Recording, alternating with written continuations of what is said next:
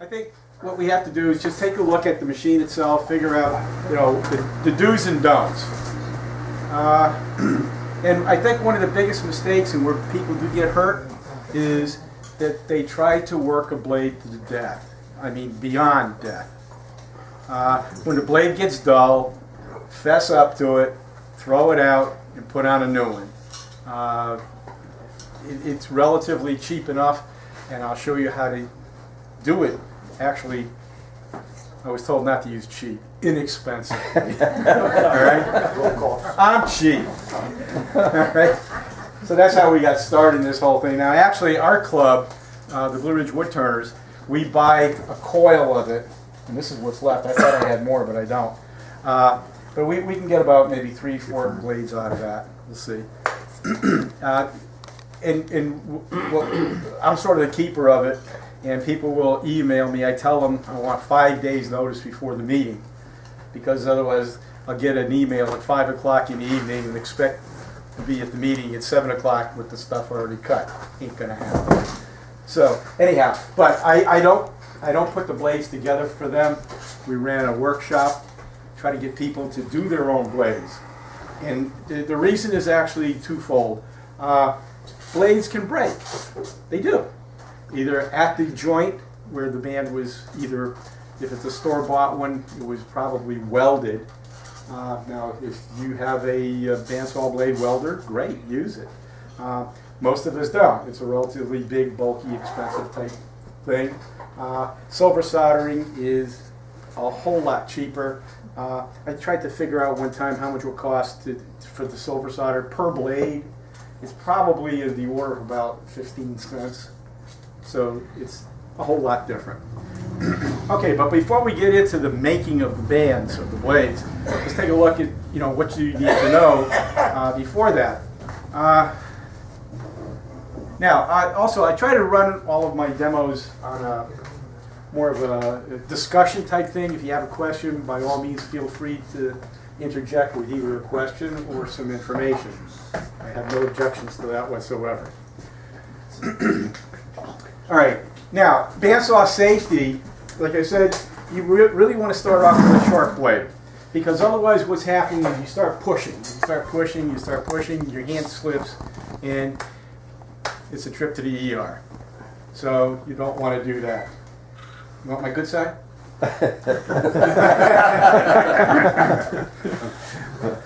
Okay.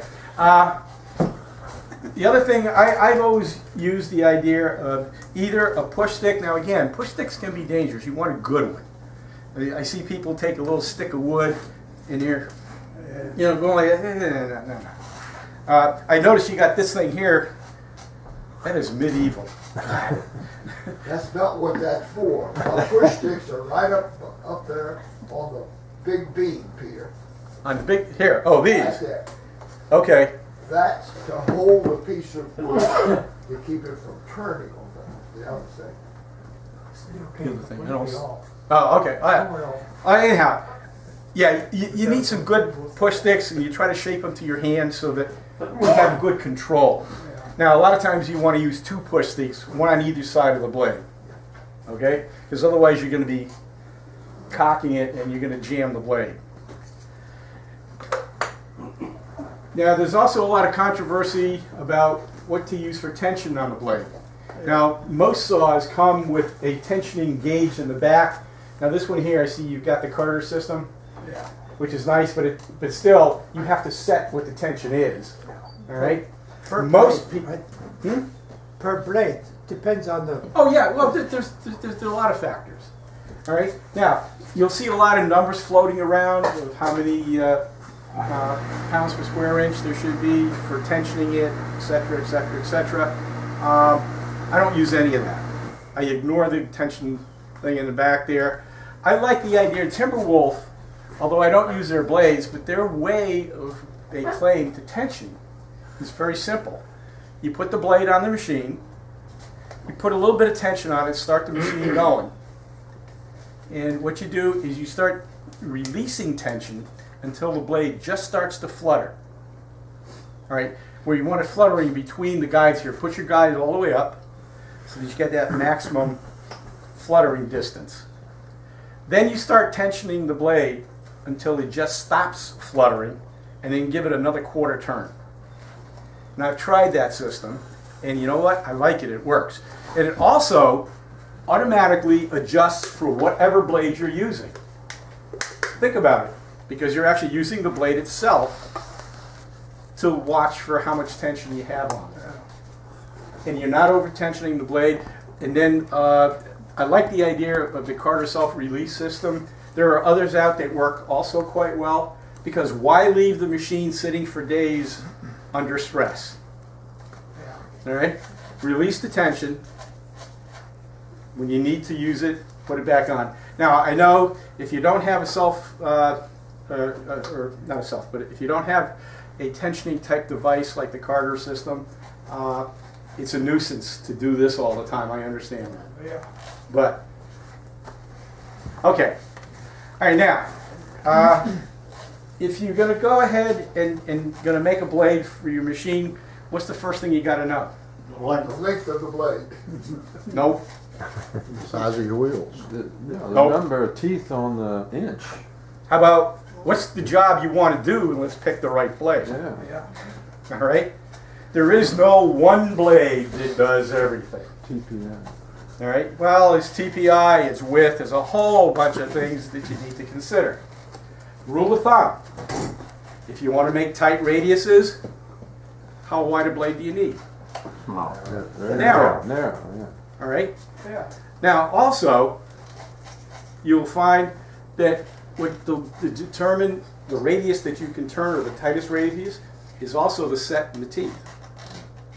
The more set you have in the teeth, the tighter you can make the radius. You agree?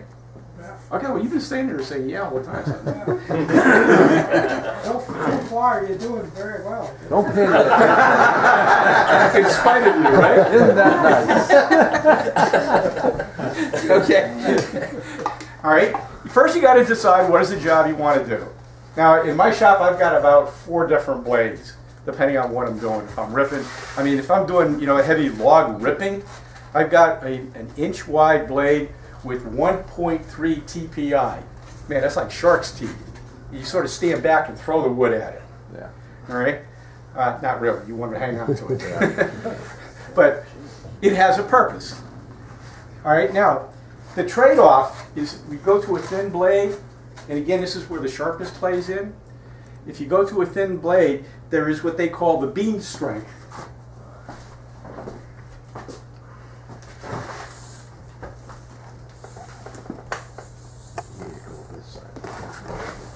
All right? You're pushing against the blade this way. The tendency is for it to go like this. All right? Yeah. If you have a narrow blade, it's going to bend much easier. It has a relatively low beam strength.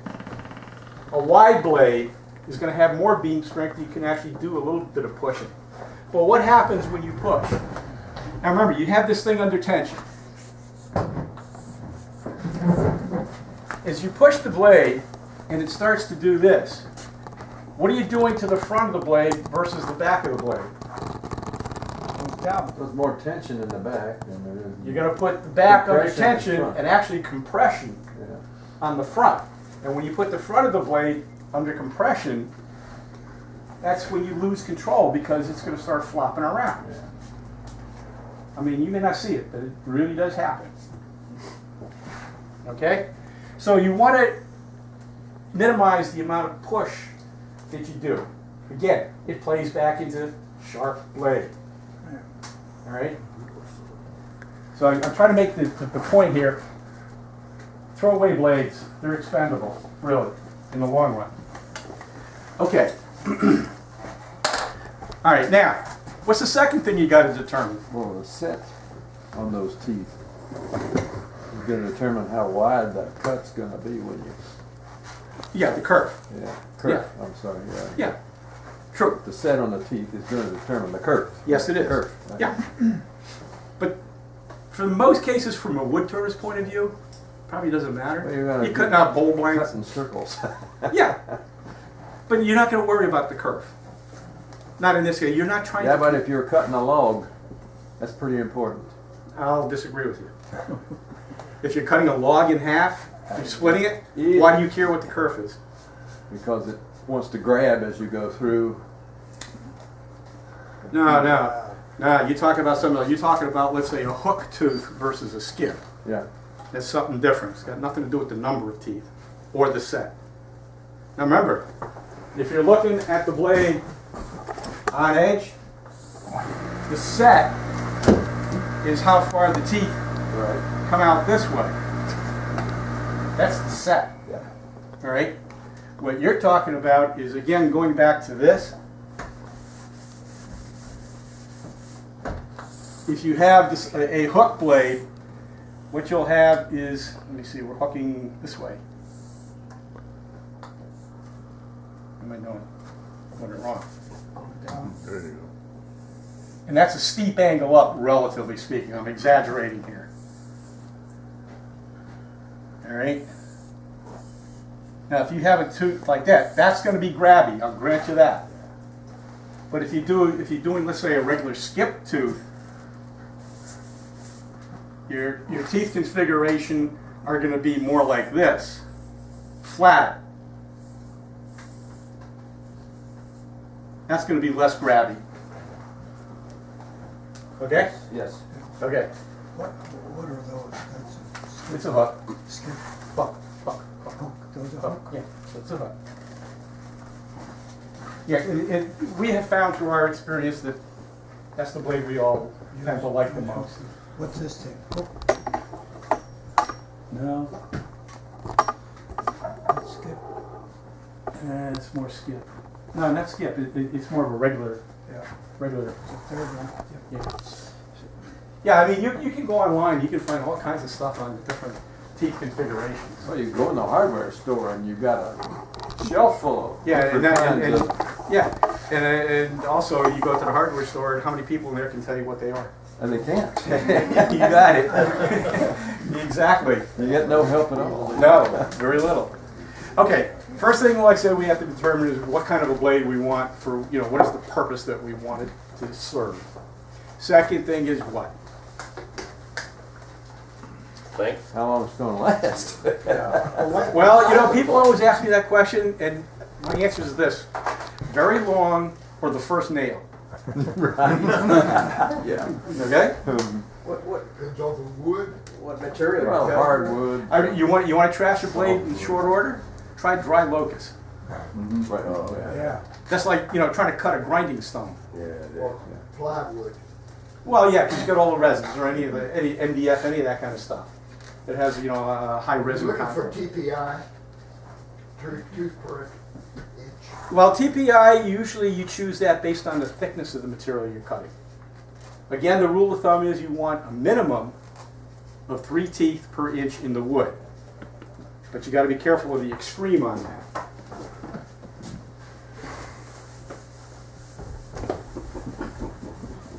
If you got some 1/4 inch plywood,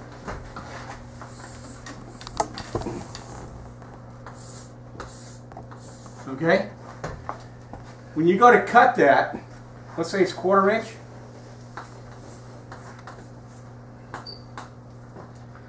You don't want my big shark's tooth blade, which is going to be 1.3, No. because you're going to have a tooth here, Yeah. and then you're going to have another tooth down here somewhere, and it's going to bounce along, and you're not going to have control on it. The converse of that is if you have a blade that's too fine a tooth, like this, in here, which is called the gullet, and you're trying to cut a thick piece of wood, what happens, it loads up with the sawdust, and it can't carry through. So you're going to have a very slow cutting, and you're going to generate a lot of heat. Generally, things don't work well. So again, choose the blade for the job. Okay? I'm sorry. That's fine. That's fine. All right. Okay, now we've chosen our blade. What's the next thing we need to choose? Length. You got to determine the length. How do you do that?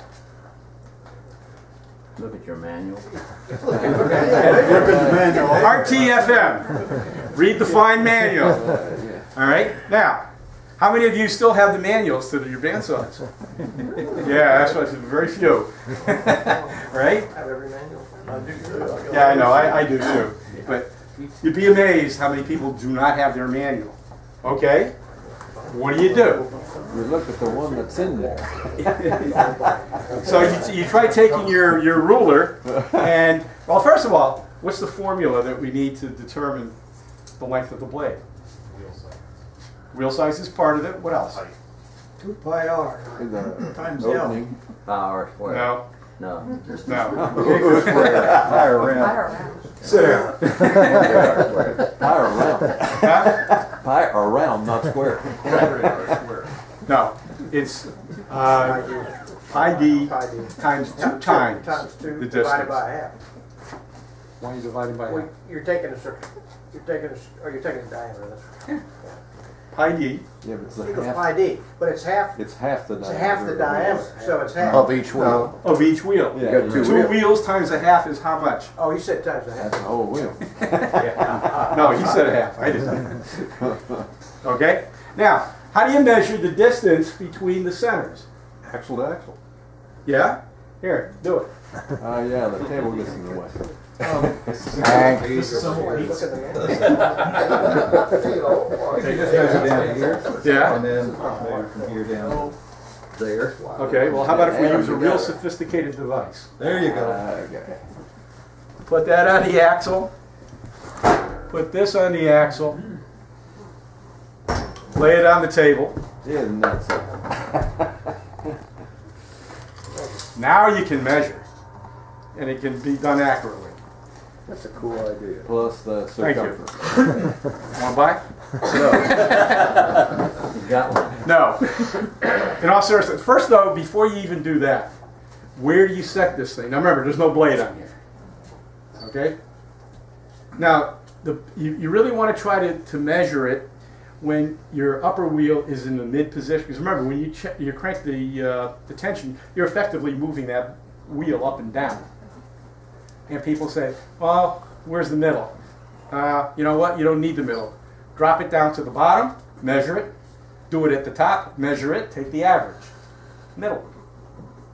Okay? And then use my sophisticated device here. That's called a touch trim. There are ladies present, let's not. Okay? So you can effectively do that. And again, the formula is pi d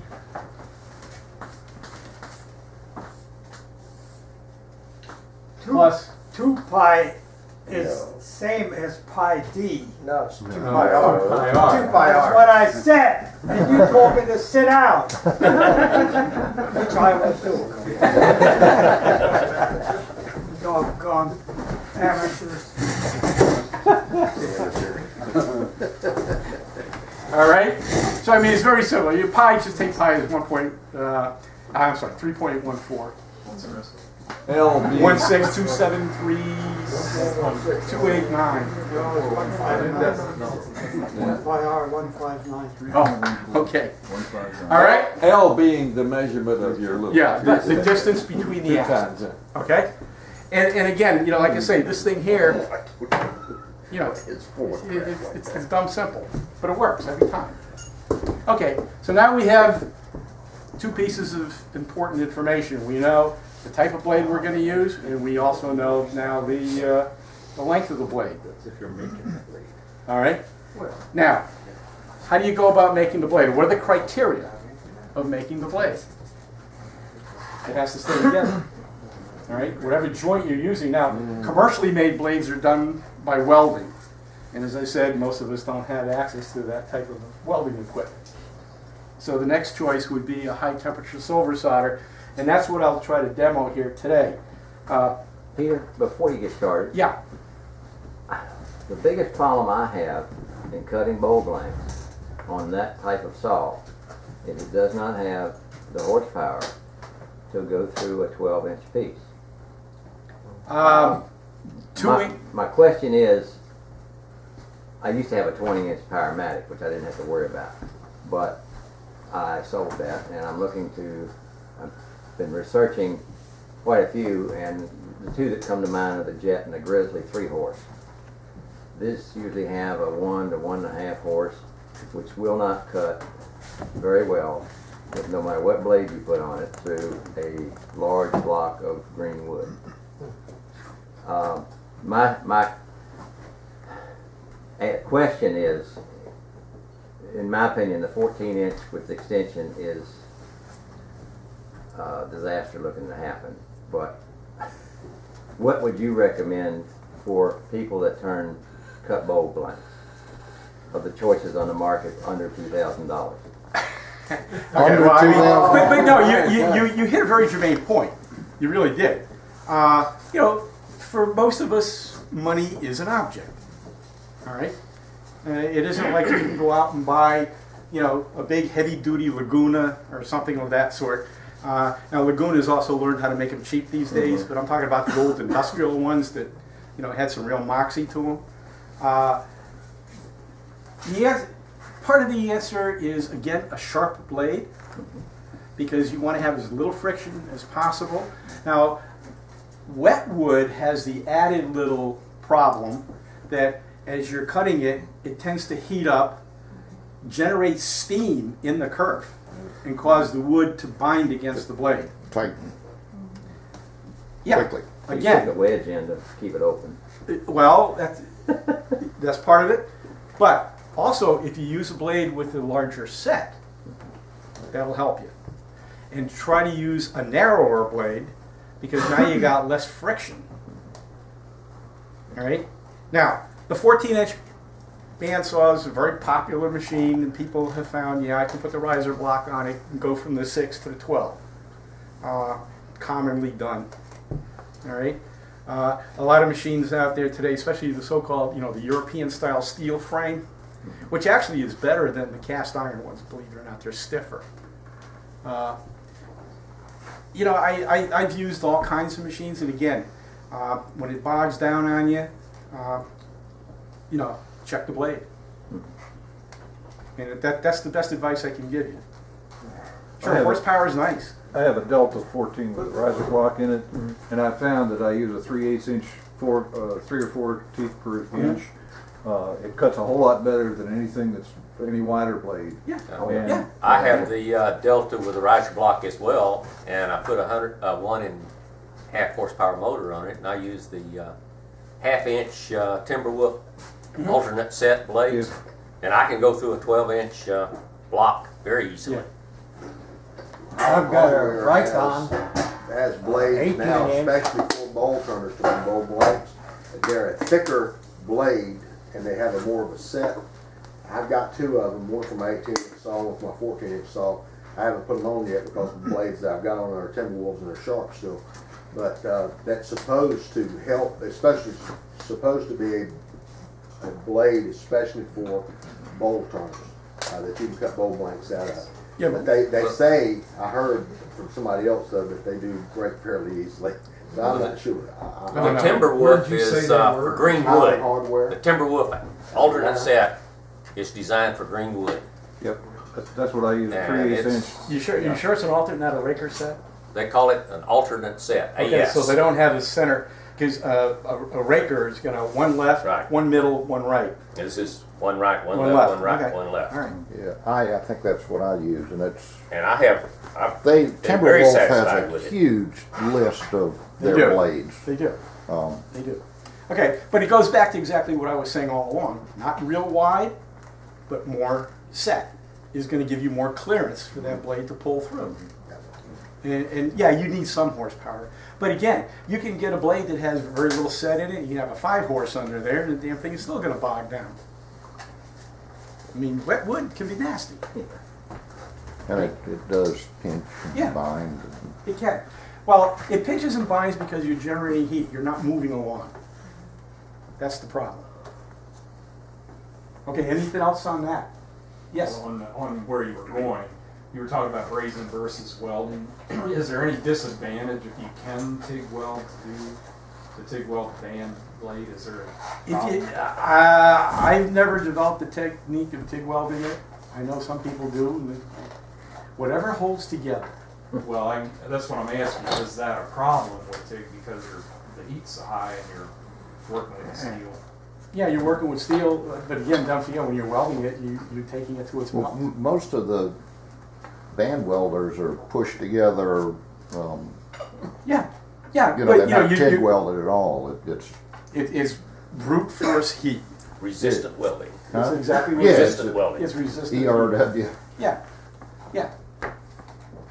The answer is if you can master the technique of TIG welding, do it. It's the annealing though that That's is the what key. I'm, Yeah. that's what I'm Yeah. trying to find Well, out. yeah, that's right. On a commercial welder, you got two modes. You got the weld mode, and then you got the anneal, where you drop the temperature down slowly, give the steel time to anneal out. All right, that's one of the advantages. You know, I don't think it's the major criteria to worry about when doing the silver soldering, because you're not getting it up to the melt point of the steel. You're just going to the melt point of the silver solder, which, and the stuff that I'm using here, it's of the order of about 1140 degrees Fahrenheit. And that's not hot enough to melt steel. or to affect a weld. Okay? All right. Anything else on that? Okay. I thought the best thing to do was I'll try to just demonstrate how I do it. And again, I'm trying to encourage you guys to buy your own stock and teach you how to do it. All right, now, somebody brought this up here, and I'm a little bit leery of it. And the reason I say that is because it looks like it had been soldered already. I ran out. Is that true? I was from the factory that way. Really? Yeah. Oh, it'll break. Now, a lot of times, you'll have a blade that'll break not at the joint, not at the weld joint. And if it's still a sharp blade, if you know how to do the silver soldering, you can repair it and keep using it. How much length do you lose when you? What I do is if somebody comes to me and they say, I need a 93.5, I'll usually cut it a ½ inch longer. And the reason for that is you're going to lose, not a whole lot, but you will lose a little bit in the grinding of it. All right. Plus, you've got plenty of take up. Because if you think about it, a ½ inch is a ¼ inch in take up because it's times 2. Right. All right. Now, before we get into that, actually, let's take a look at what is it we're going to be doing.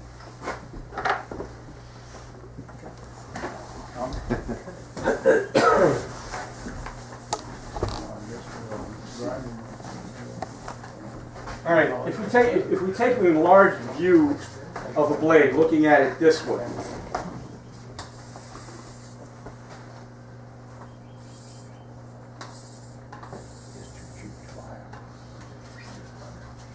And let's say we do a weld where we just do a butt joint. The strength of the weld is going to be determined, or the silver soldering is going to be determined by two things, which are the intrinsic strength of the silver solder itself, which you have no control over, and the area times the area that is actually welded or silver soldered together. All right? That I do have control over. So what I want to do is, in order to maximize the strength, I want to maximize the area. That's my only choice. How do I do that? Cut it at diagonal. Am I good? All right. Now, how do I do that? Thank you. It was very good. How do I do that? Twist the blade. Grind it at an angle. Very carefully. Grind it at an angle. All right. But I've got to get the two angles identical. Right. Very careful. Have a jig. You overlap them and cut them. Overlap them and cut them. How do I overlap them and cut I them? don't know. That's why you're here. That's what I was answering. I love it. That's the way you do a tape. You're gonna put a tape together.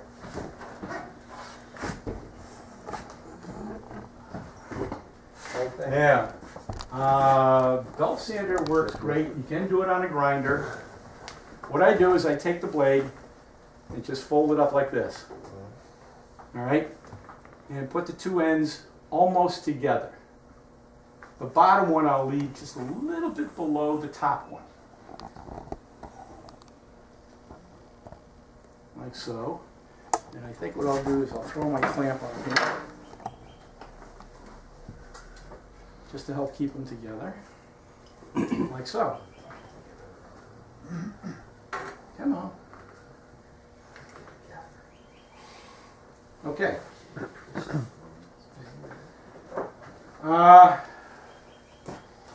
Well, we can step up to the grinder. Are those teeth, I can't see from here, are they opposite or together? You try to set them so that the two teeth. They're on the same so side. you don't. And they're on the same side. They're on the same side. Right. Yeah. Left Oh, and yeah. They're on the same side. And then But it started to But you don't want it point to point. Okay. You want sort of point to gullet. Okay? And let it come through.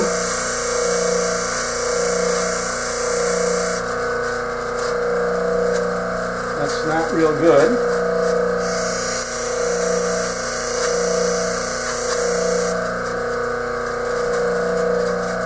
Better. Now, depending, you want it to be square across this way, but the scarf on it that way. And you can control the squareness by how you tilt it on your wheel. Okay?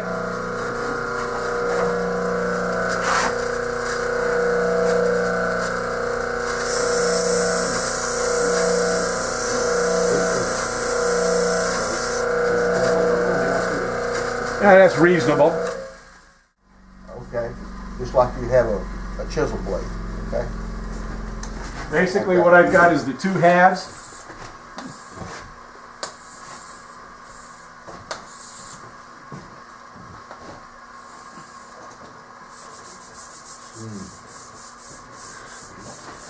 Like that.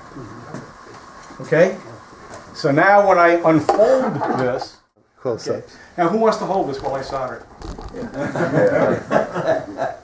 Let's try something else. I'll hold it, and if it's wrong, it's your fault. Oh.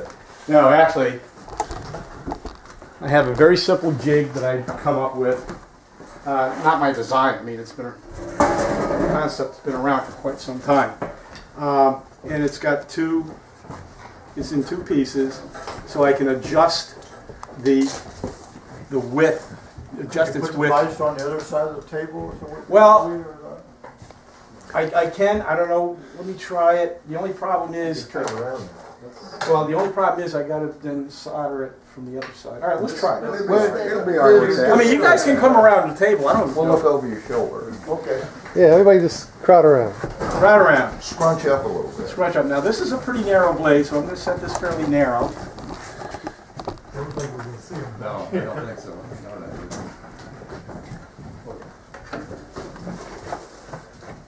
All right.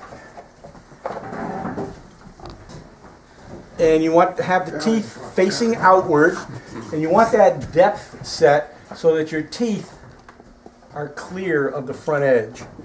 Going to come a little bit further out. Because if you have the teeth on the front edge, it's going to cant the blade. Makes sense. Set makes you do that. Okay? Now this blade is awfully narrow. See how much of a bite I can get on it here. Now what I'm going to do is set this in here like that and clamp it. As you see, we use very sophisticated equipment. As long as it works.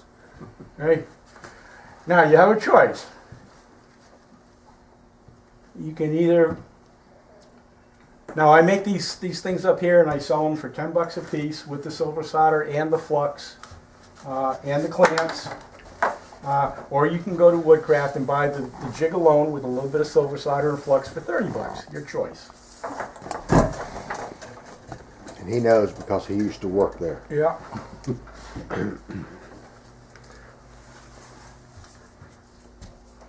So what, this is a scheme to run them out of business? No, they're He going to do that then retired. on their own. They're not going to need my help. Okay, now, if you notice here, there's a little bit of springiness in it, and they're not quite touching. See that? I don't know if you can. Like this. So what I like to do is I will purposely put a little bit of a bend in one of them so that they sort of spring tension held together. When you bring these blades back together on your jig, are those two bevels facing opposite each other? Is that what it is? Yeah. Okay. Yeah. Had the older route. Yeah, it's really just straight geometry.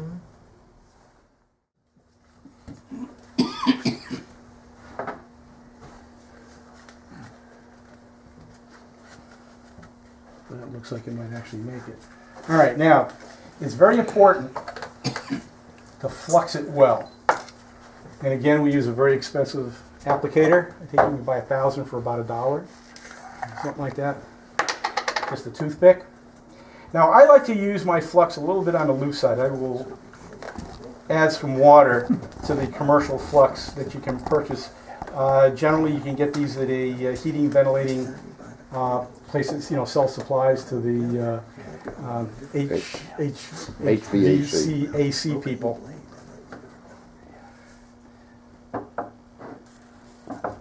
Is there a difference in fluxes? Oh, absolutely.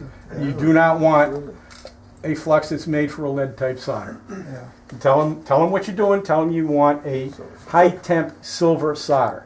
Yeah. Okay? All right, now, important thing. Let me get back to my board here if I can, please. Since we did this on a grinder, this being the top, chances are this piece is going to have a little bit of a burr coming up like this on this piece here.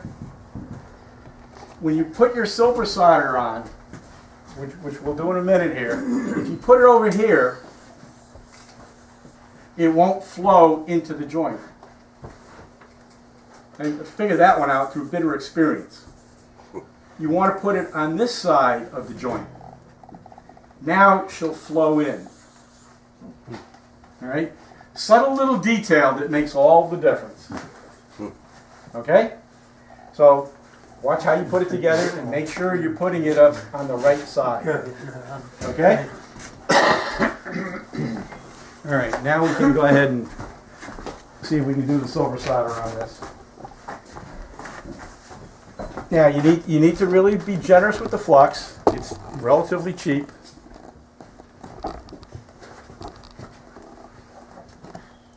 Now when you buy the silver solder, generally you buy it as a wire. And what I do is I just, sit in front of the TV with like a plastic bucket, take my piece of wire and a pair of diagonal cutters, and I'll just, into a bucket, just nip off about 1/8 inch pieces. Nothing critical, about 1/8 inch, that's all you need. And supposedly have a pair of tweezers in here.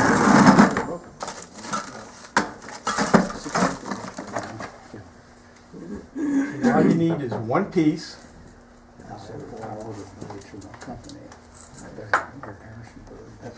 Okay. Hold it up so we can see it. Not so much. It's in the northern end of Harrison. Yeah, because it's on 33. Yeah.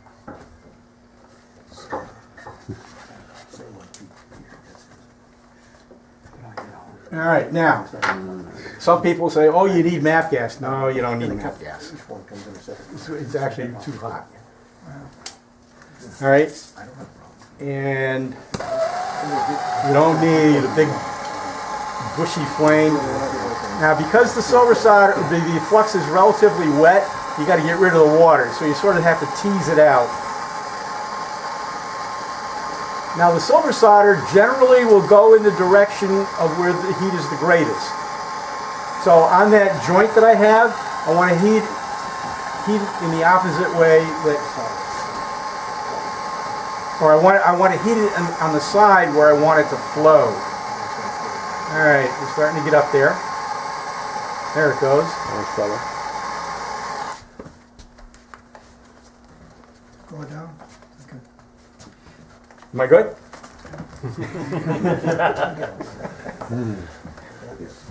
All right. Roy, the teeth backwards. Okay.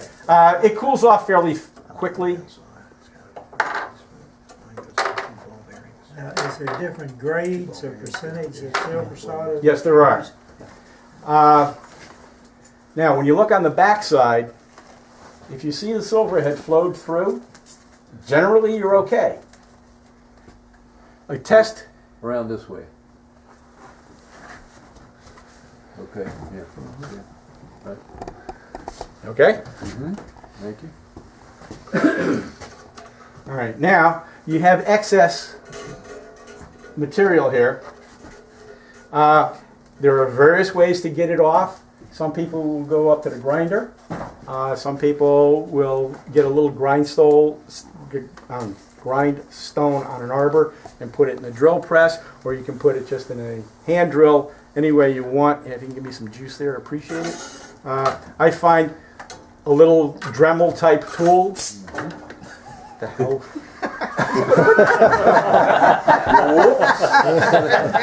Oh, what a group! We have fun. Now again, easy on the grinding. You can go right through the thing. All right, you're back to square one.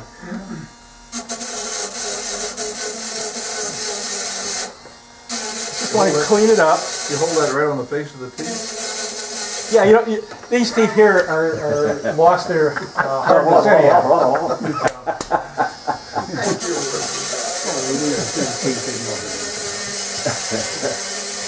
Peter, you're good. If you do have a hump of solder, you should try to solder it down. Grind it down to the flat blade, right? That seems obvious to me. I don't. Well, again, I'll talk about how I set my guides. Yeah. As far as I'm concerned, you can throw them away. Okay. What, the guides? Yeah, Guides? sure. Okay. If you were a woodturner worth a damn, you don't need them. All right, you want to put that in your hat. About cutting veneer. Okay. Now you also have to take care of the inside. Generally, now this blade is hard to flip. Come on. There she goes. It was backwards, Roy. You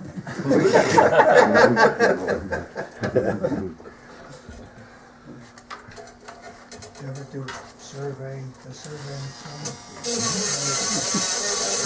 Now what you're getting off there mostly is the glass from the flux. Remember, what is flux? It's basic. Borax. Huh? Borax. Well, it depends on the type. But it's mostly, after you get done heating it, it forms a glass. Really? Yeah, really. Yeah, well, but it's a glass. What happens is that the glass will incorporate the metal oxides into it, and that's what is the cleaning mechanism. Also, don't forget to take the little burr off the back.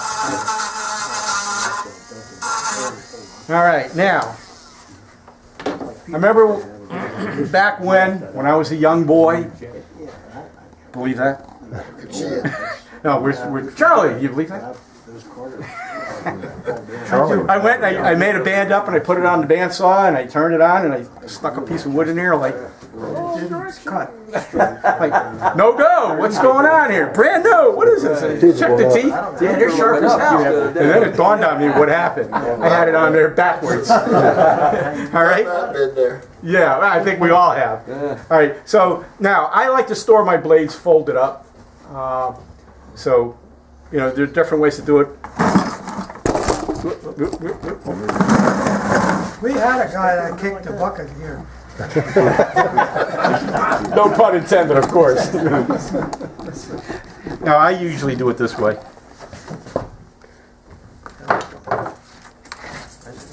Well, Good job. that's great. Now, That's the whole demo. right. Now, how do you unfold it? Well, that's what Put they gloves tell you on, when you careful. buy one. Yeah, and then what I'll do is I'll take like a twist tie Yeah, do it. and just put it on there. All right, who, There's my twist tie down there. that's the price of having it done.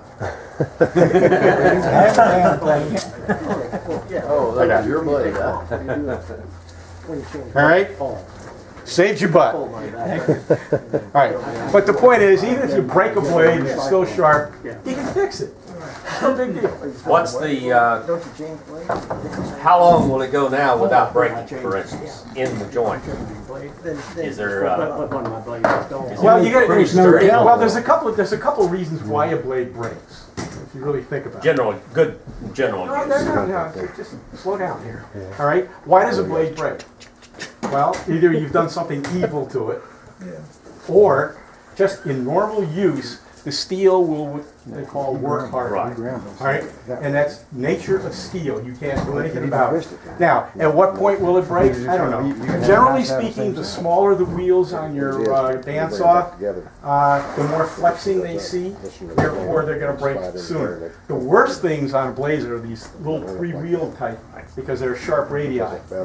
Will it more likely break at the joint? You know, most of my blades will break not at the joint. Okay. So the joint's good. The joint, yeah. Well, like I said, That's my just question. that little flex test. And if you got a bad joint, it's just going to fold up.